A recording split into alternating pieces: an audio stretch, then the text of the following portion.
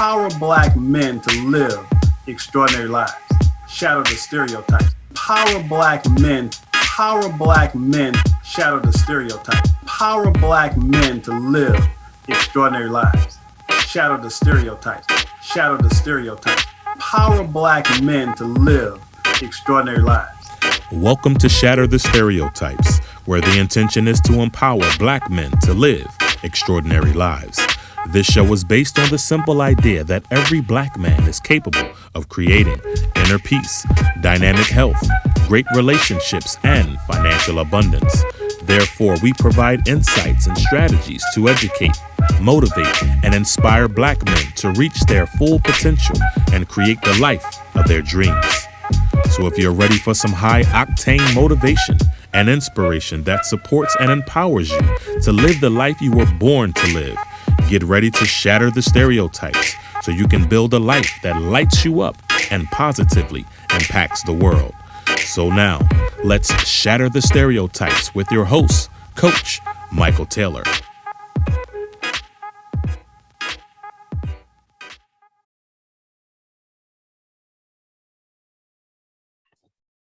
Hello and welcome to Shatter the Stereotypes, where my intention is to empower Black men to live extraordinary lives. You see, there's never been a shortage of Black male role models. There's only been a lack of exposure of those role models in mainstream media. So my intention is to showcase and highlight Black men who are doing remarkable things in the world. And what I love about doing this show is I get to speak with brothers from around the globe who are definitely shattering stereotypes and doing amazing things, because if you pay attention to mainstream media, you may conclude that all we're good at is singing, dancing, and playing sports. So last week, my wife and I were having lunch, and we were sitting next to a man and woman who were having a conversation about race and some other topics. Now, I have to say, my wife is somewhat of a nosy person. So she kind of dipped into their conversation and she interjected something, and all of a sudden, we were a part of the conversation. And so we ended up having a wonderful conversation with him. And I asked the guy what he did for a living. And after he answered, I said, I'd love to have this guy on my show. So I extended an invitation. He graciously agreed to show up. So my guest tonight is my man. I got to tell you, he was pronouncing his name, and I'm going to be honest, I struggle with his name, and I never want to butcher somebody's name. So rather than butcher it up, I want to have him pronounce his name for me. Go ahead. D'Artagnan Bebel. D'Artagnan Bebel, and he goes by Dart. That's so much easier to remember. So, Dart, let me welcome you to Shatter the Stereotypes, man. How you doing today? Thank you. Fine. I don't want the name to get in the way of people doing business with me. So that's where you got Dart. Whatever makes you feel comfortable. There you go, Dart. So before we jump into your work, we're going to start off with a few icebreaker questions. So first of all, I'm curious about your name and what's the origin and the meaning behind it. Well, there isn't really a meaning behind it, although, in my own mind there is. But the name D'Artagnan is from the book, The Three Musketeers. My father was from the French West Indies, and my mother was American, and African-American, Negro. And my father eventually became a naturalized American citizen, met my mom in New York, got married, and I'm the oldest of three children. So, but because of the French background, D'Artagnan, and actually I did some research long ago, and Bebel is actually of German descent. But D'Artagnan is from the Three Musketeers, written by an author named Alexander Dumas, who also wrote The Count of Monte Cristo. And a lot of people don't know that Alexander Dumas was the son of a Haitian slave and goes back to roots with Napoleon, and was a general under Napoleon. His grandfather was. So there's a lot of history back there. But D'Artagnan was a leader of the Musketeers and eventually rode off in the sunset with the girl. Fantastic. So tell us about where you're from and tell us a little bit about your family, whatever you feel comfortable sharing. Well, I'm born and raised in New York City. And I've literally worked all over the country. I'm a proud graduate of an HBCU, Howard University in Washington, D.C. Majored in broadcast management there. Went on to graduate school back in my hometown of New York City, have an MBA from Columbia University in New York City, and then started my career in New York in radio with CBS. And I've worked in several different cities, over time, and have been in the Houston area now for going on 23 years. Yeah. So yeah, we're going to jump into your work, but tell us about your family. Tell us a little bit about your family, whatever you want to share. Well, I'm married. Actually, we're going to celebrate 36 years tomorrow. Wow. Congratulations. So thank you. Thank you. Appreciate that. Have 4 children. My oldest son is up in Austin, and my daughter is in Brooklyn. And we have twins, boy and a girl. All of them graduated college and are off and kind of doing their own thing. Nice. Nice. Now, name a few people who have shaped you into the man that you are today. I got to say my parents, first and foremost, my mother in particular. Like many African-American families, growing up in New York City, in what I call a very, very middle class neighborhood in Queens. My father worked, and he worked odd hours. He worked at the airport for Air France. But my mother was a teacher, and literally part of what I say is a part of my story is that I come from a family of educators, and there's actually a historical perspective to that too, with regard to African-American families back in the day. But my mother ended up being the principal at the elementary school that I attended until busing started. My aunt was also a teacher. My uncle was a high school principal in Chicago. And so once again, I come from a family of educators where education was not a choice. It was a given that you were going to go to school, you were going to do well in school, you were going to go to college. And then after that, the world is your oyster, so to speak. So that's kind of the upbringing that I was brought up under. Education was very important in our family. Nice. Now, I want you to do a sentence completion. Okay, so complete these sentences. I really love to try new things. I'm a real adventurous type, and you noted earlier we were trying to pick out the appropriate background that was affecting the lighting here, and scuba diving, for example. And there are many African American scuba divers, but there's so many other things that I do that are, quote, what they say atypical. Although we're everywhere nowadays, but in some cases, not many of us in different places. But I love to try new foods.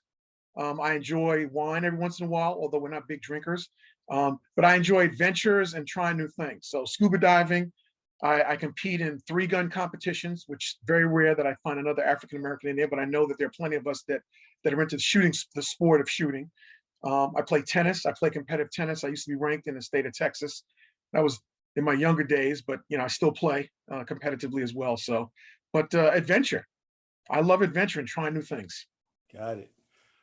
Complete this one. My superpower is. I think my superpower is my ability to read people pretty well.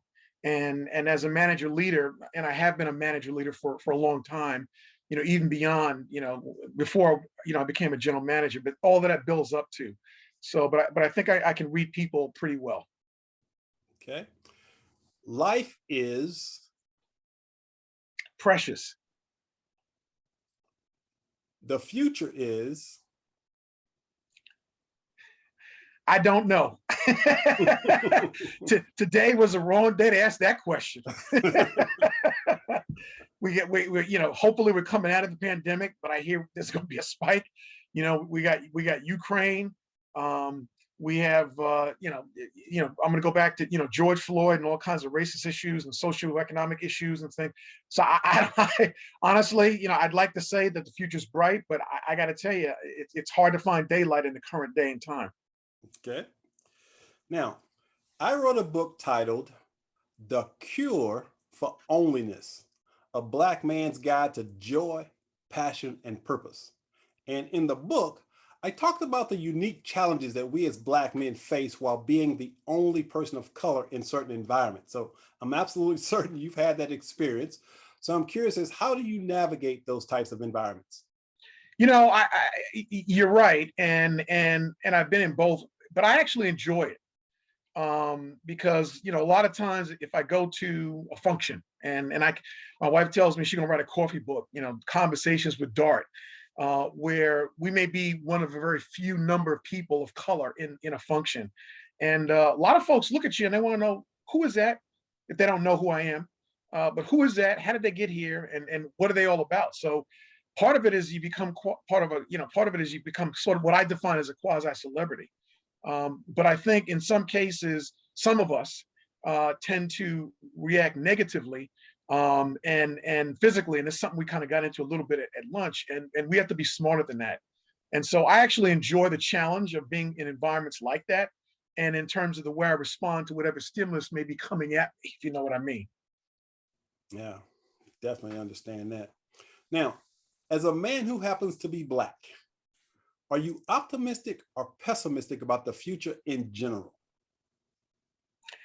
I think it transcends race a little bit, and part of it has to do with, I think, socioeconomics more so than just race.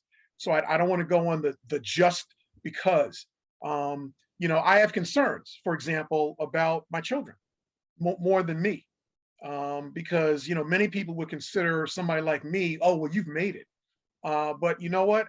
Part of my obligation to the human race is to try and look back and to pull people forward, which is one of the things that I've always tried to do with my entire life. And that may be attributed partially to the fact that I come from a family of educators.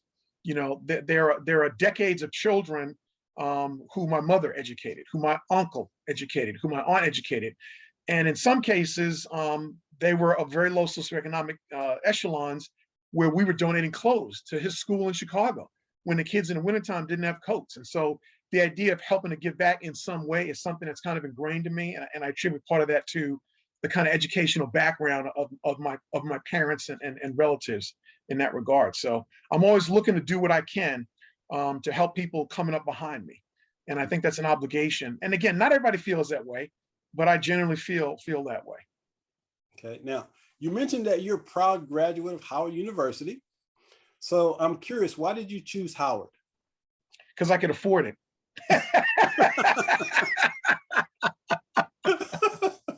So let me tell you a story. I took kind of a little bit of a roundabout way. I was in the military. I was in the Air Force for 2 years, and then had an option to get out early, and I did. Honorable discharge, so let's get that right. No issues there. They did not fulfill their obligation to me, and so therefore I had an option to either stay in and take what they're going to hand me, or get out, and I chose to get out. So at that time, I was actually kind of in between semesters because I wanted to go to college. And my mother obviously was going, well, you should go to college, go back to school. So I actually went to community college for 2 years because I was able to get in mid-year, like in the middle of the semester. And then when I completed that, I went to Howard because it was honestly, part of it was affordable. I wanted to go to Syracuse University because I was interested in studying communications. And Syracuse is one of the best schools on the East Coast for that. But in the end, I got accepted, but I couldn't afford to go. And Howard was affordable. But I have no regrets about going to Howard. They taught me a little bit of a different kind of perspective on life because it was the first time. Because again, I told you earlier, and I'm going to digress a little bit, that I consider myself to be a busing baby. Busing occurred, and literally, as I entered 3rd grade, my mother got me and my sisters the hell out of her school in the Black neighborhood, right? The Black school in the Black neighborhood. So when busing occurred, the parents that were in the know said, I want my kids to go across town.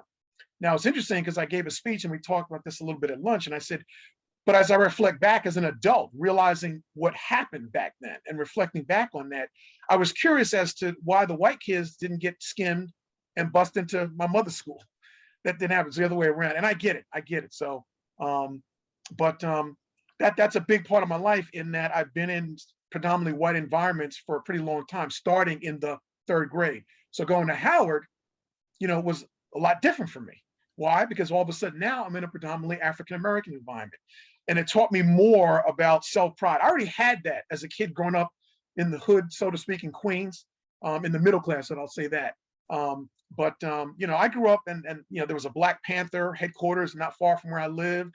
And I was always about my mom when we went to the shopping area. Hey, can you take that block where we go by the Black Panthers? And I want to see the brothers hanging out on the stoop. I was a little kid, but I realized enough what was going on along with the civil rights movement. So I remember watching Martin Luther King's funeral with my grandmother, and she cried. I remember watching JFK's funeral with my grandmother, because we were off from school, and she cried. So I'm a product of that era as well. So there was already an element of Black pride in me before that, but Howard taught me from a very different perspective with regard to that. So it kind of added to my repertoire. Got it. Now, in September of 2000, you were bestowed with the Howard University School of Communications Legacy Alumnus of the Year Award. Yeah. And your picture is actually on permanent display in the school. So how'd that make you feel when you got that? You know what? Really good. And honestly, I didn't expect it, but I'll tell you the funny story. The dean of the school at that time, who's now the dean emeritus, she's long retired, but she came on as a new professor when I was an undergraduate student. And a lot of people thought she was real tough. And you know what? She was. But then again, I was about going in and getting the grades and moving on with life. So I wasn't complaining. I was going to do the work and get the grade and move on. Well, we remained friends for many, many years beyond my graduation. And I would go back and speak at the communications conferences. And I was always making suggestions about how the school could kind of, guide their curriculum to a degree. And I also taken interns. So I taken interns from Howard at my station here in Houston. So along those lines, they wanted to start something new where they wanted to recognize alumni. And I was one of the first. And so I was very proud of that to be one of the first. And went back, we had a very nice ceremony and all that. And I took my kids later on because they were real young at the time. They couldn't understand, but have since gone back and showed them my picture on that wall. So a lot more hair. Now, you mentioned also that you received an MBA from Columbia University. So how did that degree prepare you for the work you do now? Well, you know what, communications, typically people, oh, I want to be a reporter, I want to be an anchor. And those are all great opportunities and great careers to want to have. I never really had an interest on what we call the editorial side of being on camera or in front of the camera. But I was always interested in the business of the business because I recognized at a very young age that there was something else going on with this box, this thing called the TV. And it wasn't necessarily the shows. It was something about those, what we now know as commercials. And so I became very curious about the business of television as opposed to being on TV. And so the MBA, obviously is a master's of business administration, and I concentrated in marketing. And I started out in the business on the sales side. So very overqualified to do what I did, but I felt like if I had the MBA in the longer run, when there was a management opportunity, that might put me over the edge. So I'm still overqualified, but in the end, I think it got me some more attention when the time came. Now, you mentioned that you love to play tennis, and you actually served as the coach for your son's tennis team. And I think you guys won the 2002 Texas State Championship. What was that like, being a coach for your son?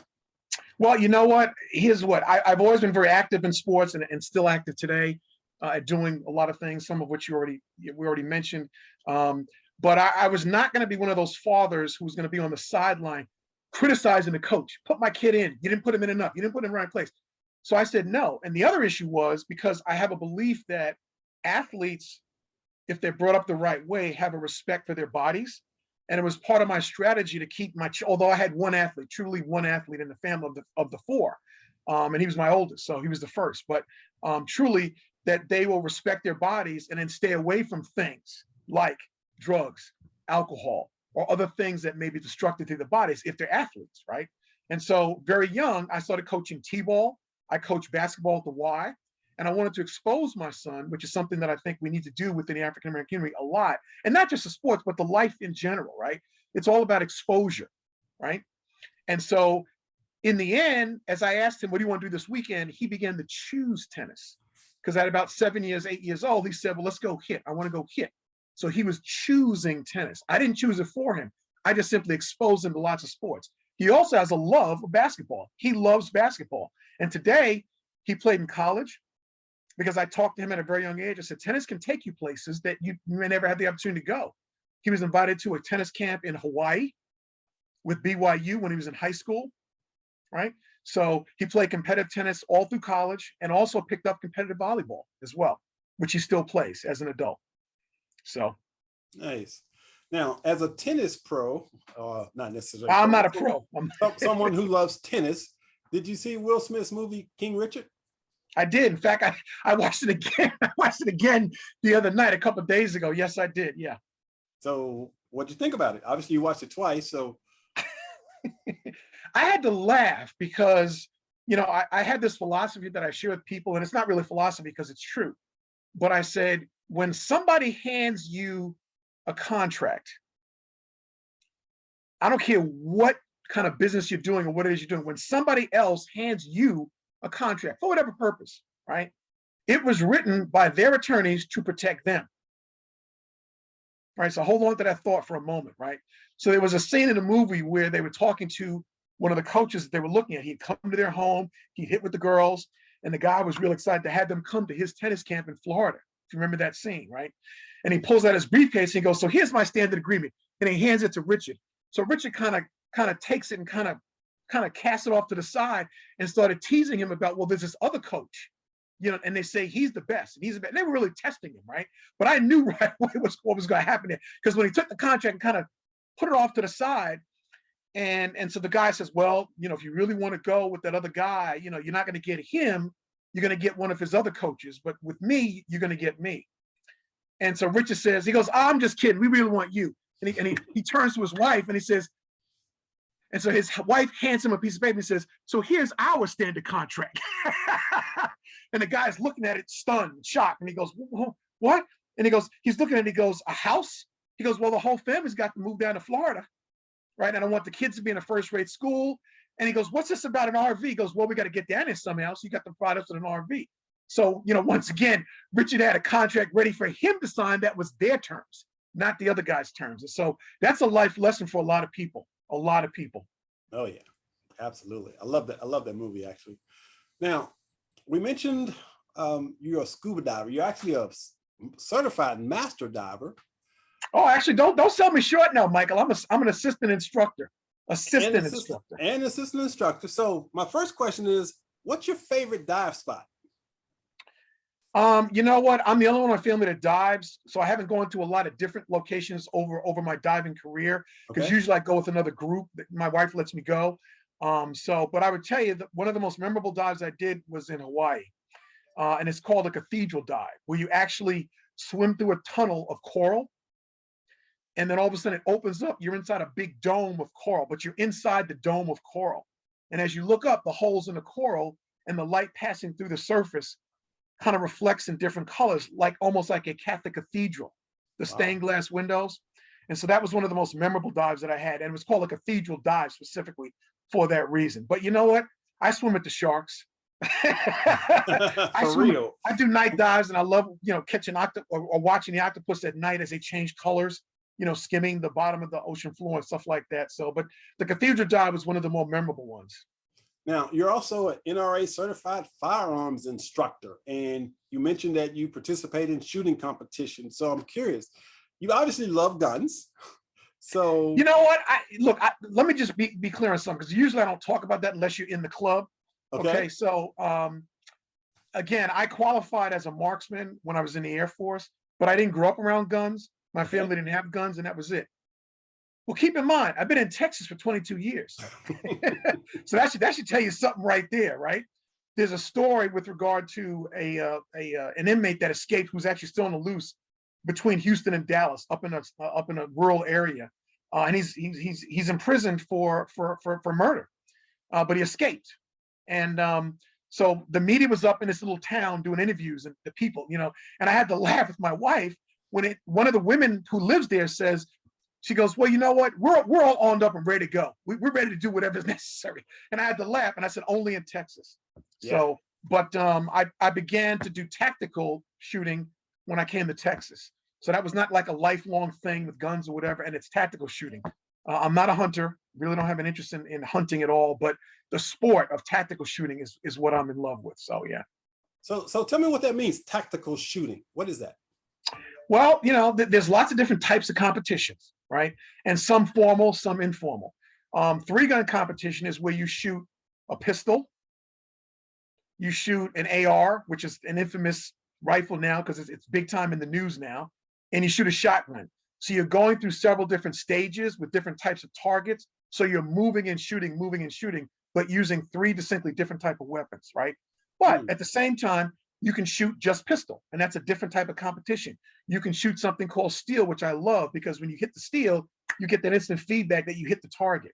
When you're shooting paper targets, you don't hear a sound, so it's a little bit different. So, but there's all kinds of shooting competitions that you can get involved with, and kids and children too, particularly in Texas as well. So, okay, all right. So let's shift gears a little bit. and we want to talk about your job at Fox. So tell the audience what you do, what's your responsibilities working for Fox? What do you do? Well, my formal title, is Senior Vice President, General Manager of Fox 26 and My 20 TV stations in Houston. We have what we call a duopoly. So there's actually two stations. So I had the Fox station and then the independent, which is My 20 or My Net station is what we call it in the industry. So the Fox station is a bigger station, and that's where we do a lot of news as well. So, but essentially I have human resources reporting to me. I have finance reporting to me. I have sales reporting to me. I have what we call creative services, promotion, and programming reporting to me. I have engineering reporting to me, and it's engineering. Those are the core functions within most television stations. And so all of those people report to me, but I'm fully responsible for the operation of both stations. And what that means is, the revenue, because we're in business to drive revenue through the creation of successful programming and news programming, and then obviously managing what I call the profit loss or the profit loss statement. So, but I'm responsible for delivering a return to the company because we are a publicly held company. And also a key function of a general manager is to protect the license because we're licensed by the FCC. Ah, okay. So what are some of the other jobs that you've held before you got into what you're doing now? Well, if you start backwards, when I got out of Columbia graduate school, my first job was with CBS Radio in New York in sales. I was a salesperson. So I was negotiating with clients and advertising agencies for advertising time on the radio station in New York. And that's the business of the business. Essentially what we're doing is we're trying to build an audience and then in turn monetizing that audience with advertisers who are trying to sell things. Right? They may have a message, they may have a specific product they're trying to sell or an image campaign, whatever it may be. But that's really up to the advertisers and what they want to do. So we have what we call spots or commercials. And those spots are valued based on the audience, or the number of audience watching at a given time or listening in radio's case at a given time. And we negotiate the cost for those schedules that they will try and purchase on us to encourage people to buy their products. So that's where I started. Then I moved over to television with CBS in Los Angeles, and eventually began in management as well. I went to CBS LA as a salesperson, and then eventually moved up the rung, and then eventually ended up running the sales department for CBS in Los Angeles. And then I ended up going to an NBC station in Indianapolis, where I did the same thing. It was a turnaround situation where they were struggling, and at that time, CBS was NBC rather was a very strong network. Because they had things like must-see TV for some of us that may remember, ER on Thursday night, Seinfeld, doing killer numbers. But the station was a turnaround situation, and I came in and was charged with trying to turn around the sales effort, which is what I did. Ended up getting a call originally from Fox and said, we've got interest in having you come and work for us as a sales manager. And my response was, in a nutshell, been there, done that. But if there's a list for potential general managers that you have, please put my name on that list. And so I was called back, several months later, and offered the opportunity to interview for a job with Fox as a general manager. But at that time, I had not fulfilled my obligation with the station that I was at in terms of finishing the turnaround, and I felt obligated to want to do that. And I said, "Thank you, but I'm not finished here yet, and so keep me on that list. And if there's another opportunity down the road, please call me again." In which they did. And at that point, I accepted the job to be a general manager at their then Memphis station, which they no longer own. I was there for 2 years. The manager that was in Houston at that time was retiring, and I had a conversation with my then boss, who's different now, about wanting to move to a different market because there were things about the Memphis market that were great professionally for me, but the family was not happy. My kids were in elementary school, and Memphis is kind of a very odd market. And what I'll say about Memphis is back then, I'm sure they're still doing it, but they reenact Civil War battles, but they changed the ending. The South wins. So enough said on that. But the family was not having a good go of it in Memphis, from a family standpoint. And so my boss asked me, he says, "What about Houston?" And eventually I got the job in Houston, and I've been here now going on 23 years. Now, during our conversation at lunch, you made an interesting comment about the lack of Black men and women as general managers. And you gave an example of how many Blacks should hold that position based on racial makeup of the country. You remember that conversation? Yeah, I do. And if you believe in those kind of ratios, because particularly now, and the notion of diversity and necessity of diversity, it kind of ebbs and flows with what's going on. And I can give you another story about that too. But essentially, when you asked me that question, I said, well, you know what? There's Nielsen defines how many markets there are. So, for example, Houston is a market. New York is a market. So there are 210 markets as defined by Nielsen, which is an independent third party that measures our audience levels, right? So if you think about it in terms of, we make up about, and when I say we, African Americans make up about 13%, 14% of the population of the United States. So in theory, when people talk about diversity, well, all things being said, the ratio should be somewhat equivalent to that. So, but if you take on average, there's 3 stations in a market, which there are many more in a market the size of Houston. There may be up to 7, 8, 9 stations in some markets, but as you get into some of the smaller markets, it can't support that number of stations. So if you just take a conservative average of, okay, so there's about 3 stations in every one of those 210 markets, again, give or take, right? Then that means that there's 630 potential general manager jobs, right? Well, right now, at present, there are about 25 of us. And when I say of us, I mean African-American men and women who are currently general managers, where if we were going to look at that statistical ratio of 13%, in theory, we should be 82 as opposed to about 25. So again, that's just one way of kind of looking at it. So I'm curious. So do you guys have, we have like the National Association of Black Journalists. Do you guys have like a National Association of Black General Managers? No, we don't. But what I will tell you is that we have an informal group that has existed for many, many years, and it's kind of ebbed and flowed as well. We call ourselves BLDL, which stands for Black Leaders Developing Leaders. And so we have voluntarily contacted the NABJ, right? The NAB, the National Association of Broadcasters, as an example, right? And Black journalists and others as well. And we have volunteered our services to act as role models, one of the things that your show tries to accomplish. And we're right now, we're in the middle of a mentoring program for those that are in the business already, those minority men and women that are in the business already, who are looking to ascend to possibly upper management. So we've targeted kind of like those middle and lower middle manager types.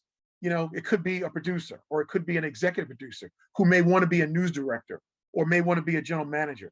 And so through the NABJ, National Association of Black Journalists, we've identified some of them and had an application process and are now in the process of mentoring those young adults who are in those middle manager positions looking to ascend to something further in their careers.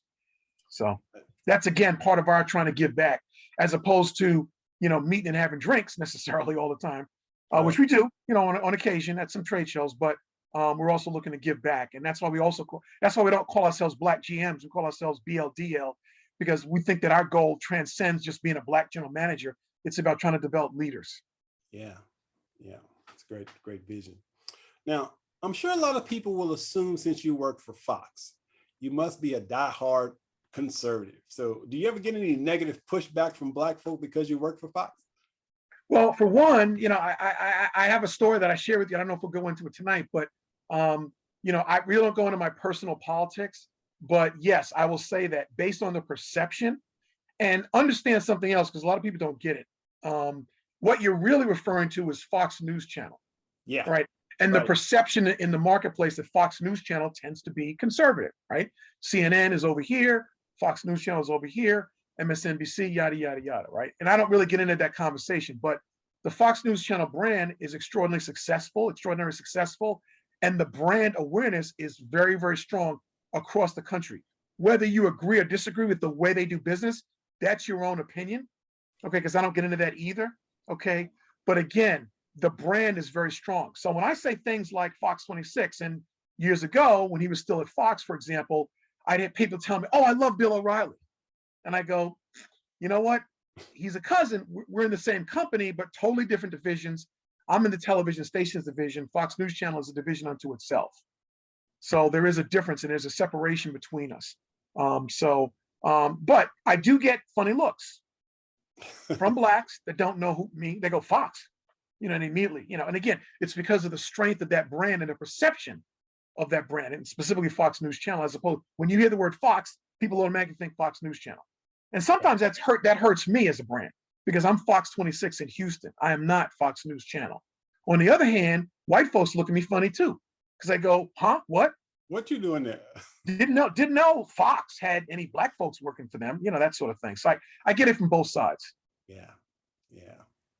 So it is my opinion, it is just Michael Taylor's opinion, that the media disproportionately profiles Black people in negative news stories. And I'm curious as to who makes the decision of what news stories make headlines? Who's the guy that's going yay or nay to news stories?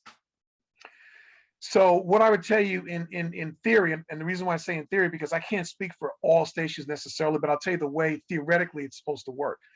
Every station has a news director, right? And the news director in turn is one of my department heads that reports directly to me. But the news director is the one that's guiding, their news department. That's what they're hired to do, and they're responsible to do. Now, some general managers are more or less engaged with their news departments. And I'm not taking credit for what we do or not, because I have a news director and I give her credit for a lot of what we do. But I'm a very active general manager. And so I don't decide, let me get this straight. I don't decide what news stories go in here. That's not my responsibility, not my daily routine. However, there have been examples that have gotten me out of my chair and walked down the hall and said, this will stop. Or this will be changed to a degree. One example of that is, and it's something called Katrina, a little hurricane that happened in August of 05, I believe. And as I was watching, because in my office, I've got 13 TV screens, with all the local competition and national, I got everything, people come in my office and they're dazzled by all the TVs that I've got, and it's basically background, but I'll look up and I'll notice that there's a breaking news story nationally or whatever. So there's a purpose. But I noticed, in the aftermath of the Katrina coverage, which was ongoing for days and days and even weeks, I didn't like some of what I saw. And in particular, it was images of brown people coming out of an establishment. Let's call it a business establishment, right? And the majority of the media, including us as a station, getting on the bandwagon of the looting, the thugs, and this, that, and the other. But I also saw that there was a little bit of a differentiation. Now, going backwards a little bit, and this gets into my personal feelings a little bit. If you look back historically, as the forecast was coming about, right? The people of means of New Orleans got out, right? People who had means got out. Okay, so ask yourself this, and it's an assumption, but I think a fair one. What did the majority of the people of means that got out, what did they look like? Okay, versus the ones who didn't have the means to get out. But also, if you know anything about New Orleans, and particularly the city in and of itself, right, there is a huge population of color in New Orleans. And unfortunately, I mentioned this earlier, there's also a pretty large percentage of them that are of a lower socioeconomic situation, right? And so fundamentally, a lot of those people didn't have the means, and they happen to be people of color as well. But I remember an image where the neighborhood that they lived in was completely flooded out, and they were on an overpass for days, right? Well, here's what I noticed. I noticed that, and there was, granted, there were a lot of looting going on, right? But I went down to my newsroom and I said, I gathered people that were around, because we had a lot of people in New Orleans. And I said, look, I'm seeing something that's really bothering me. And for any of you who haven't figured it out, I'm a black man, right? I said that, right? And I said, but here's the deal. I said, I see brothers, people look like you and me, people of color, come out of Best Buy, right? With big screen TVs in waist deep water, right? As an example, right? And I said, call it what it is. They're looting, period. End of discussion, right? But to me, emotionally, there was a difference between a brother or a sister coming out of the Piggly Wiggly with a loaf of bread, diapers, and milk. Right? Yeah. Because they were fighting for survival. And by the way, there are white folks that got stuck there too. Okay, Right. so don't get me wrong. But the majority of the images that we saw were people of color. And again, my hypothesis is many of them didn't have the means to get out in advance of the storm. So they're gonna ride it out, right? As best they could. And it was a catastrophe, right? So here's the point. I said, first of all, there was a lot of imagery, and national media too, calling them refugees, right? I said, they're not refugees. They're not refugees.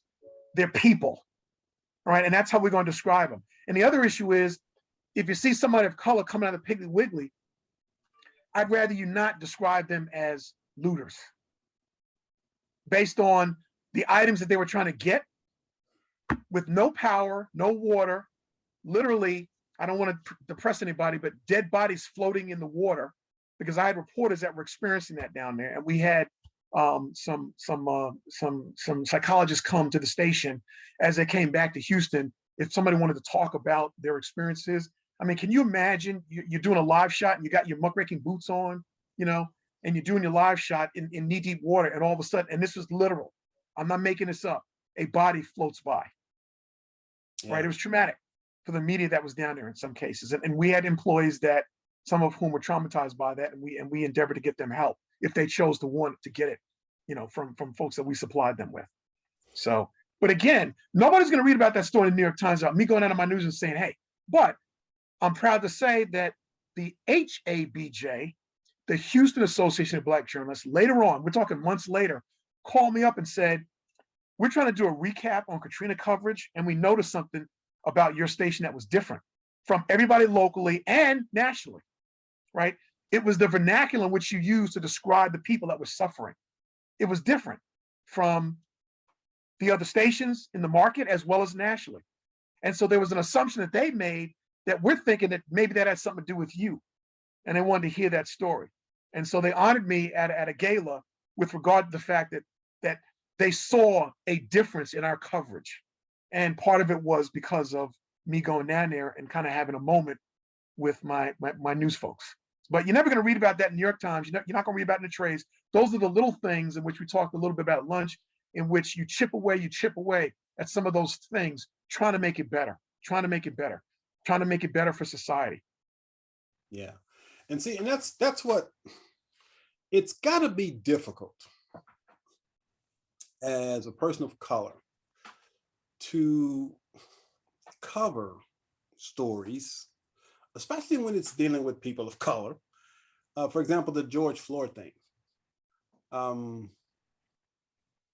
It's got to be hard emotionally to not,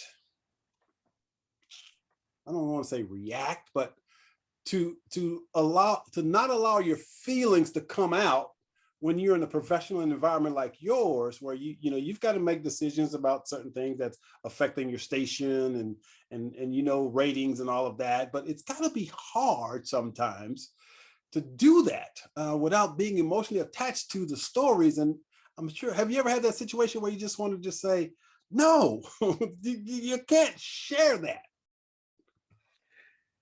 Okay, I'm not sure what you mean by no, you can't share that. But when it comes to things like George Floyd, and I was in Los Angeles, and this is something we also got into at lunch, for Rodney King. I was in LA at CBS, in the media, in the thick of it, right? When LA burned in the aftermath of Rodney King. And it happened with Rodney King, and it happened to me personally with George Floyd. And I'm kind of getting away from the actual, how do you feel about covering those types of stories? But I'll say this, and because I'm leading to a conclusion, but at least for me, and where I've had people, white people, come up to me in the aftermath of these instances, right? People that I do business with, or that I know, because I have a rainbow coalition of friends and people that I deal with on a business standpoint as well as personally.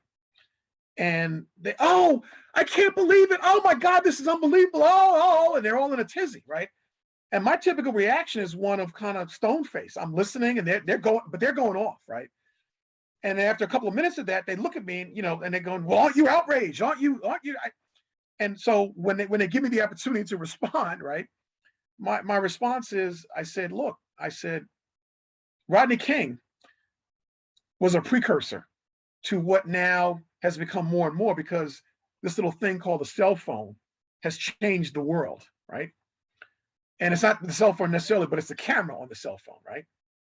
But here was the thing about that I said about Rodney King back then, because I got the same reaction from similar people when I was in LA. Oh my God, this is terrible. I can't believe that, whatever. And I said, this has been going on in one way, shape, or another since the end of slavery. Rodney King was simply the one that got caught on videotape. Exactly. And then I get the mouth dropping and the horror, and they seem to be like shocked and amazed that what do you mean this has been going? Okay, it's the Black experience in America for some,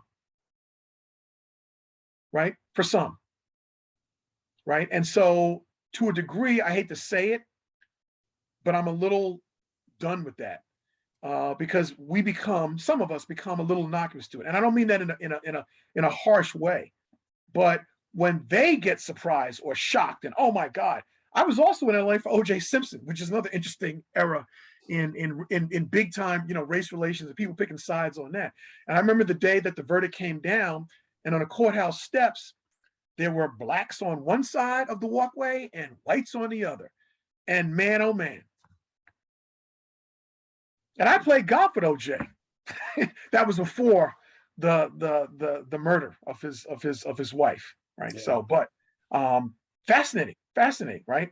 And the shock and horror on some when I say this has been going on for a long time. Not the OJ scenario, but I'm just saying, the injustices that we have faced as a people, police brutality, that sort of thing. Hell, I grew up, like I said, I'm a child of the civil rights movement. So I was young, so I wasn't old enough to march per se, but I watched that image on black and white TV back then as a kid, like I said earlier.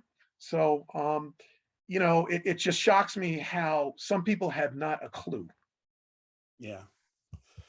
Now, the real question I have is, as a general manager or whatever, do you actually, because you've actually created some shows, right? You created like Isaiah's show, I believe, and some other shows. Yeah. Yep. So in terms of creating shows, where are you like the final decision maker to say, hey, let's try this show? Or how does that work? Well, what I would tell you is that, the CEO of the Fox Stations division, from a tactical standpoint, is very much in favor of general managers across the country that, because we have many, many stations across different markets, to create more local programming. Okay. And there's a tactical reason for that. And again, it's not any big secret.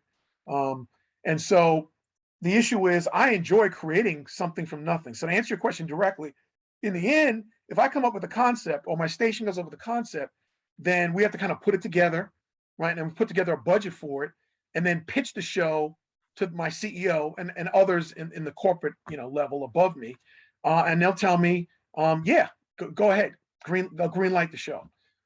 So that's kind of generically how it comes about when it's going to be something brand new. And the show you reference is not a news show, because I've done a lot of news expansion as well. When I got to the station, I think we were doing about maybe 22 hours of local news, if I remember correctly. And now we're doing about 67 and a half hours of local news, right? So two of the shows that I created that I'm most proud of, one is called What's Your Point, which is a Sunday morning political show, local, obviously. And the way we designed it is we have a panel of 6 people. So we have 2 libs, right? We have 2 conservatives, and then 2 what I call pragmatists, right? Kind of in the middle. And we will debate or have them debate with one of my local talent who hosts the show, issues of local importance and regional importance and or national issues that affect the Texas region, area, or our city, because we can't compete with the national news show. So I had to create something very, very different, right? And so I didn't want talking heads. I wanted different points of view, different opinions, and to kind of debate those issues with regard to things that affect Texans and Houstonians. And the show's been on for many years and is very successful. It's number one in its time period on Sunday. That is a newsy type show, but it's not news. It's more of an opinion show, but it deals with politics and on the local, regional, national scene. The other show you mentioned, Isaiah Factor Uncensored is what it's called, just recently expanded to 1 hour, and it runs 5 days a week from 10:30 to 11:30 in the evening, Monday through Friday. It is hosted by a young man that I actually hired when I was in Memphis. And when I left the Memphis station, came to Houston, I got an opening for a reporter when I was in Houston. And I told the then news director in Houston, I said, I've already got the person. Let me call this guy back in Houston. He was an investigative journalist by background who has become infamous. And look it up. Anybody that's watching or whatever, look up, Google bug in mouth reporter. He's the bug in mouth reporter. Oh yeah. But he's an excellent investigative reporter, which is his background. He is a go-getter. He has a great work ethic, and literally, I recognized that he was creating a brand for himself in Houston. Didn't work me long enough in Memphis to realize what he was doing, but he is very much, what I call as one of his nicknames, the people's reporter, because he goes into those neighborhoods that are overlooked by most other reporters in our market, period. I mean, I'm talking about any station, right? And has developed relationships in those areas and has come up with a lot of exclusive news stories as a reporter historically. And then I had this idea because he had so many story ideas that he was coming to the table with, but typically he'd only do one. And it began as a segment in the news. And then eventually I talked to my then news director and said, what's Isaiah 2.0? And I got this look like, I was talking Japanese, and I said, well, I think we should do a half-hour special. And in some cases, as we did periodic half-hour specials featuring Isaiah, it outperformed some of the local news shows. And so it evolved into where I pitched the show idea to my corporate management. They loved the idea and said, go with it. And the rest is history. Nice. All right, so as we wind down, a couple of questions. First of all, what's next for Mr. Dart? What's next on your agenda? What do you want to contribute to the world? What are you doing next? Well, I got a personal, aspiration. Contributing to the world is a little bit different because I've been doing that all my professional career. So again, you won't read about most of it, but you know what? Many an intern that I've mentored has come through and gone on to things, and people that are already established in the business that have come and done a tour. Because I don't believe in necessarily having to keep all the hens in the nest, so to speak. Hey, if you want to come work for me, do a great job, give me a 2 or 3 year, 4 year tour of duty. And if you want to aspire to a larger market or whatever, I'll help you get there. That's kind of been my motto. And then use that person's success to recruit the next person behind them. Because some news directors kind of get, everything's going great. I want to keep everything. I don't want to lose that person. And hey, if they want to move on and aspire to something bigger, better, that's their right. And so take pride in the fact that you took a piece of that in terms of what they're going to aspire or what they've come to be, in the long run, and use that to recruit the next person coming up behind them. So, but personally, I would love to at some point, and I'm not ready to retire anytime soon. But I'd like to run a charter boat business on an island somewhere, anywhere. It doesn't matter where. Charter boat business, fishing, scuba diving, and a shaved ice stand on the beach somewhere. There you go. That sounds amazing. Now, the focus of this show obviously is shattering stereotypes, which you obviously are doing as a man who happens to be Black. But I now want to give you an opportunity to share all the brothers who are watching this. What are your final thoughts, your final words of encouragement, inspiration, whatever? Share with the audience your final thoughts.